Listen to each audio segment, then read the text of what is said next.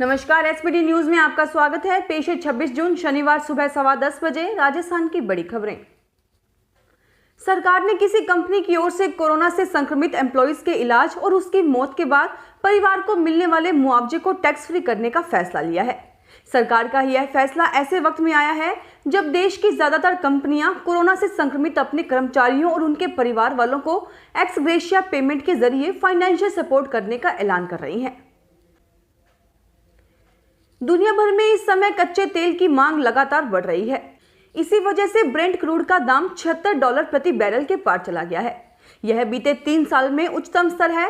सरकारी तेल कंपनियों ने एक दिन की राहत के बाद शनिवार को पेट्रोल डीजल के दामों में फिर से बढ़ोतरी कर दी। पेट्रोल और डीजल दोनों में 37 पैसे की बढ़ोतरी कर दी है।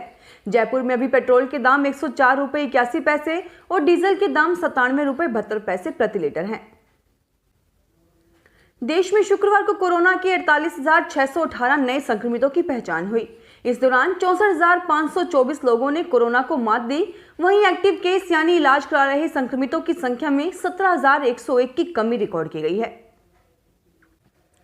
जयपुर डिस्कॉम के प्रबंध निदेशक नवीन अरोड़ा ने अपनी नियुक्ति से 4.5 माह बाद नई टीम नियुक्त की है। इसमें प्रमोशन और पोस्टिंग के नाम पर 19 बड़े अभियंताओं को इधर से उधर किया गया है। इसमें मुख्य रूप से जयपुर सिटी और ग्रामीण के अधीक्षण अभियंता का तबादला रहा। अरोड़ा के बेहद करीबी माने जाने वाले अधीक्षण अभियंता AK त्यागी को जयपुर सिटी सर्किल और BL गुप्ता को जयपुर ग्रामीण सर्किल के मुखिया की जिम्मेदारी दी गई है। उधर सलीम अहमद को 1 साल के लिए रीको में डेपुटेशन पर भेजा गया है। भीलवाड़ा में जनता की खरी कमाई के करोड़ों रुपए हड़पने वाली आदर्श क्रेडिट कोऑपरेटिव सोसाइटी के अध्यक्ष, प्रबंध निदेशक सहित 11 आरोपियों को सुभाष नगर थाना पुलिस ने प्रोडक्शन वारंट पर 2 जेल से गिरफ्तार किया है। इन 11 आरोपियों को जयपुर और जालोर जेल से गिरफ्तार किया गया है, जिसमें एक महिला भी शामिल है। इन्हें IPC की विभिन्न धाराओं में भीलवाड़ा के सुभाष नगर थाना पुलिस ने गिरफ्तार किया है। कोरोना महामारी के दौरान बढ़ती महंगाई से आम लोगों पर दोहरी मार पड़ रही है। रोजमर्रा के लिए इस्तेमाल होने वाली चीजों के दाम साल भर पहले की तुलना में 25% बढ़ गए हैं। इससे आटा, दाल, तेल समेत नमक और दूध जैसे आइटम के भाव भी 3 से 80 रुपए बढ़ गए हैं। हालांकि जानकार मानते हैं कि बढ़ती महंगाई से लोगों को अगस्त तक राहत मिलने की उम्मीद है, क्योंकि अच्छे मानसून के साथ लॉकडाउन में मिल रही रियायतों का भी फायदा मिलेगा। देश में तेजी से फैल रहे कोरोना के डेल्टा प्लस वेरिएंट को लेकर केंद्र सरकार अलर्ट हो गई है। केंद्रीय स्वास्थ्य सचिव राजेश भूषण ने शुक्रवार देर शाम 8 राज्यों राजस्थान, कर्नाटक, पंजाब, झारखंड, हरियाणा, गुजरात, आंध्र प्रदेश और तमिलनाडु को चिट्ठी लिखकर जांच और जीनोम सीक्वेंसिंग के लिए सैंपल भेजने के निर्देश दिए हैं। राज्यों से कहा गया है कि जिन जिलों में डेल्टा प्लस के केस मिले हैं, वहां तत्काल प्रभाव से कंटेनमेंट जोन बनाए जाएं।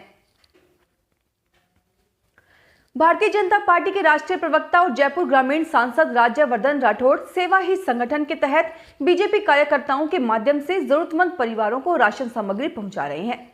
कर्नल राज्यवर्धन ने कहा कि कोरोना काल में प्रदेश की जनता पर दोहरी मार पड़ी है, जिससे व्यापारी वर्ग सहित अन्य लोगों की आर्थिक स्थिति खराब हो गई है। राजस्थान सरकार पानी, बिजली के बिल माफ कर जनता को राहत दे। राजस्थान के खान मंत्री प्रमोद जैन भाया ने प्रदेश में अवैध बजरी खनन की समस्या को लेकर लाचारी जताई। भाया ने कहा कि अवैध माइनिंग आज का विषय नहीं है। बीजेपी के राज में यह एक फोड़े के रूप में डेवलप हुआ और उन्हीं के राज में कैंसर का रूप लिया। जब हम आए तो हमने इस समस्या के लिए प्रयास किया, बराबर कार्रवाई की जा रही है। खनिज भवन में शुक्रवार को मंत्री प्रमोद जैन भाया ने विभागीय कामकाज की समीक्षा की। बैठक के बाद प्रमोद जैन भाया ने पत्रकारों से कहा कि प्रदेश में अवैध बजरी भाजपा सरकार की देन है। राजस्थान के उद्योग मंत्री प्रसादी लाल मीणा ने विभाग की समीक्षा बैठक ली। बैठक के बाद उन्होंने कहा कि जल्द ही 68 औद्योगिक क्षेत्रों का शिलान्यास किया जाएगा। इन औद्योगिक क्षेत्रों से लाखों लोगों के लिए रोजगार के अवसर प्राप्त होंगे। मंत्री ने अधिकारियों को निर्देश दिए कि उपखंड स्तर पर औद्योगिक क्षेत्र विकसित किए जाने का एक ही ब्लूप्रिंट तैयार करें। उद्योग मंत्री ने कहा कि हाल ही में मुख्यमंत्री द्वारा 1,67,000 करोड़ के निवेश को मंजूरी दी गई है, जिससे 40,000 से अधिक लोगों को रोजगार मिलेगा। राजस्थान के सीकर जिले में शुक्रवार को कोरोना का बम्पर टीकाकरण हुआ। स्वास्थ्य विभाग के अनुसार शुक्रवार को जिले में 250 टीकाकरण केंद्रों पर शाम 7 बजे तक 1,06,03 लोगों को कोरोना का टीका लगाया जा चुका था, जो अब तक का सबसे उच्चतम आंकड़ा रहा। इसके बाद भी 150 केंद्रों पर टीकाकरण का कार्य देर तक जारी रहा। नागौर में कृषि कनेक्शन के लिए सामान इश्यू करने के नाम पर 7,000 की घूस लेते अजमेर विद्युत वितरण निगम के AEN गिरधारी लाल व्यास और लाइनमैन जितेंद्र मीणा को अजमेर की ACB टीम ने शुक्रवार को धर दबोचा।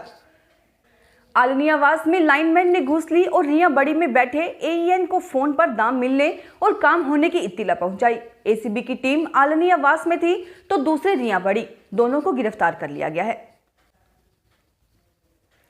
जयपुर की क्षेत्रीय सांसद रंजीता कोहली का अज्ञात जने ने फर्जी फेसबुक पेज बनाकर परिचित और दोस्तों से पैसे मांगे। इस पर एक व्यक्ति ने सांसद कोहली को फोन किया और पूछा कि मैडम पैसे कहां भिजवाने हैं। इस पर वह चौंक गई। इसके बाद फर्जी आईडी बनाने की जानकारी हुई। सांसद ने मामले में शुक्रवार को नई दिल्ली के साउथ एवेन्यू में रिपोर्ट दी है। आरोपी ने सांसद को बीमार और अस्पताल में भर्ती होना बताते हुए राशि की मांग की थी। मोदी सरकार के सबसे अहम प्रोजेक्ट में शुमार स्मार्ट सिटी मिशन के 6 साल पूरे होने पर शुक्रवार को इंडिया स्मार्ट सिटी कॉन्टेस्ट 2020 के नतीजे घोषित किए गए। केंद्रीय आवास एवं शहरी कार्य मंत्री हरदीप सिंह पुरी ने वर्चुअली हुए कार्यक्रम में सबसे बेहतर शहरों को अवार्ड दिए। 100 स्मार्ट सिटीज में ओवरऑल परफॉर्मेंस के मामले में सूरत और इंदौर ने बाजी मारी है। राज्यों में उत्तर प्रदेश सबसे आगे है। मध्य प्रदेश को पहला और तमिलनाडु को दूसरा रनर अप चुना गया है। 2019 में सूरत स्मार्ट सिटीज में इकलौता विजेता था। इस बार उसे यह अवार्ड इंदौर के साथ बांटना पड़ा। राजस्थान विधानसभा में नेता प्रतिपक्ष गुलाबचंद कटारिया ने कहा कि राजस्थान में पार्टी किसके नेतृत्व में चुनाव लड़ेगी यह तो पार्टी का संसदीय बोर्ड ही तय करेगा। यह बात कटारिया ने शुक्रवार को भाजपा के आपातकाल को काला दिवस के रूप में मनाने पर मौके पर यहां भाजपा कार्यालय में पत्रकारों से बातचीत में कही। राजस्थान में भाजपा में बड़ी बयानबाजी व वसुंधरा को लेकर हुए सवालों पर इशारे ही इशारे में कटारिया ने कहा कि बलराज मधोक, कल्याण सिंह, उमाजी पार्टी से चले गए पर सब घूम फिर कर वापस लौट आए। फिलहाल इस बुलेटिन में इतना ही। फिर हाजिर होंगे और बड़ी खबरों के साथ। SBT न्यूज के वीडियो देखने के लिए हमारे चैनल को सब्सक्राइब करें और नोटिफिकेशन पाने के लिए बेल आइकन को प्रेस करें।